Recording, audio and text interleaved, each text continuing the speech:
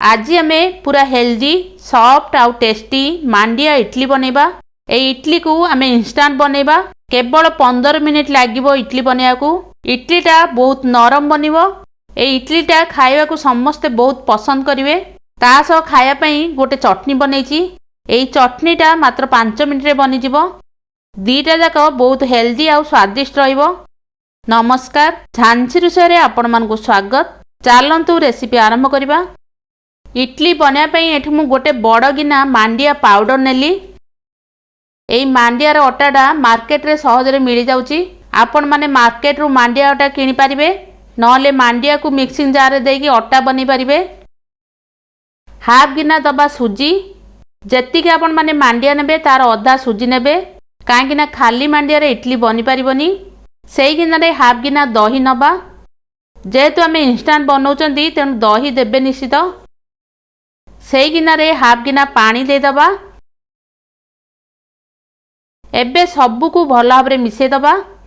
आज रो वीडियोटी जदि आपण मानकु पसंद आस्ताए निश्चित भाबे गोटे लाइक करिवे। चैनल रे जदि नुवा अछंदी थरुटे पे चैनल को सब्सक्राइब करनेबे। एठी देखंतु सबु को मु भल भाबरे मिसे देली। कंसिस्टेंसी देखंतु एई परि रखिली।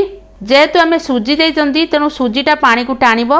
जदि आठारु गाढ़ा बेटर थाए तेबे आउ अल्प पानी देकी मिसेई पारिबे। कवर करिकी 10 रु 15 मिनिट रेस्ट पे रखि दबा, जा द्वारा सुजीटा भल भाबरे फुली पारिबो। जिबा गोटे चटनी बनेबा। प्रथमे दबा गोटे मुठा भजा बादाम मंजी, नड़िया कोरा गोटे मुठा दे दबा, सुखिला लंका दिटा दबा, खंडे अदा को काटिक नेची दे दबा, रसुण 5-6 किलो दे दबा, तेंतुली अल्प दबा, स्वाद अनुसार लुण दे दबा, कंचा लंका गोटे दबा, पानी हाफ गिना दे दबा। भल भाबरे सबको चिकन करके पेसी दबा। एई चटनीटा एठी बनी गला। आकु आमे बाउल को दे दबा। कंसिस्टेंसी चटनी रो देखंतु मु अल्प पतला रखिची। एई परि टिके पतला रखिले इडली डोसा रे खाइबा को बेसी भल लागि थाए। एबे जिबा गोटे तड़का बनेबा। तेल 2 चामच नेची। आ भितरे सोरिष गोटे चामच दे दबा, सुखिला लंका दिटा दबा, जीरा हाफ चामच दबा। सबु भाजी हेगलानी। आ भितरे एबे चना डाली गोटे चामच दे दबा, आउ बिरी डाली गोटे चामच दबा, कंचा लंका गोटे फाड़ करके दे दबा। सबु को भल भाबरे भाजी नबा। एटा भल भाबरे भाजी हेगले आर फ्लेवर बहुत बढ़िया आसीबो। एबे किछि भेसुआ पत्र को काटिक नेकी आ भितरे दे दबा। सबु को भल भाबरे भाजी नबा। सबु देखंतु भल भाबरे भाजी हेगलानी। तड़काटा हमरो रेडी हेगलानी। एई तड़का रु अधा आमे चटनी रे दे दबा। ऊपर थिबा लंका को आ भितरे दे दबा। एठी हमरो चटनीटा रेडी हे गला।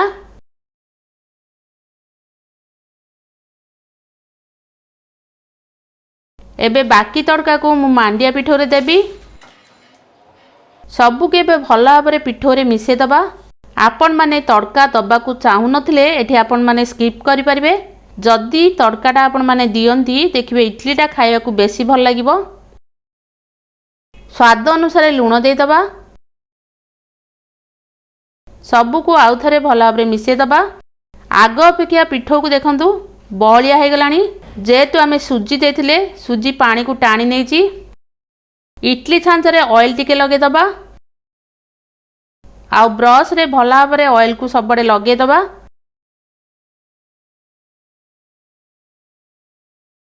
जेहेतु आमे इंस्टेंट इडली बनाउचंदी तेनु इडलीटा सॉफ्ट बनिबो। सेति पई मु इनर गोटे पाउच नेची। आकु देबी। आ बदल रे आपण माने खाइबा सोडा भी एठी देई परिबे। सबु को भल भाबरे मिसे दबा। आर कंसिस्टेंसी देखंतु एई पर रखिबे, ना बेसी पानिया करिवे ना बेसी बहलिया। सांगे सांगे पिठो को इडली छांच रे दे दबा। पानीटा बॉयल हवा परे इनो को पिठो रे देबे।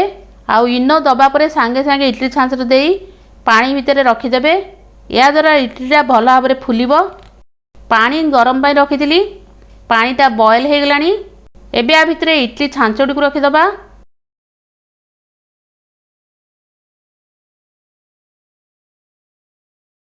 आमे वर्तमान 8 रु 10 मिनिट इडली को बॉयल हवा पई छाडी दबा। 10 मिनिट परे मु कवर को खोलिली। इडली गुड़ा को देखंतु भल भाव में सीझीगलानी। एबे आमे कौन करवा ना इडली छांचोड़ी को इडली स्टैंड रु बाहर को खोलदबा। अल्प समय पई ठंडा को छाड़दबा। तापरे आमे इडली गुड़ी को खोलिबा। एबे आमे चामच रे इडली गुड़ी को खोलिबा। देखंतु ये केते सहज रे बाहरी आछी। ए इडली रो बैक साइड को देखंतु केते बढ़िया भाव जाली सब आसी जाइची। आ इडली गुड़ा बहुत बढ़िया भाव फुलीची। इडली आमर बहुत सॉफ्ट भी बनीची। एठी आपण माने देखि पारुथबे प्रत्येक टी इडली बढ़िया भाव फुलीची। आउ सबुथिरे जाली बहुत बढ़िया भाव आसी जाइची। आउ नरम भी बनीची। आपण माने एई परी इडली को बनेई खाई एंजॉय करंतु। एई इडलीटा देह पाई बहुत भलो। एई इडली को बनेई आपण माने सुगर पेशेंट को देई परिबे। सुगर पेशेंट कर सुगर भी बढ़िबनी। एई इडली को खाइबा द्वारा हमर वेट लॉस भी हबो। तेणु निश्चित भाबे आपण माने बनेई खाई एंजॉय करंतु। आजि पई रहिली। Thanks for watching.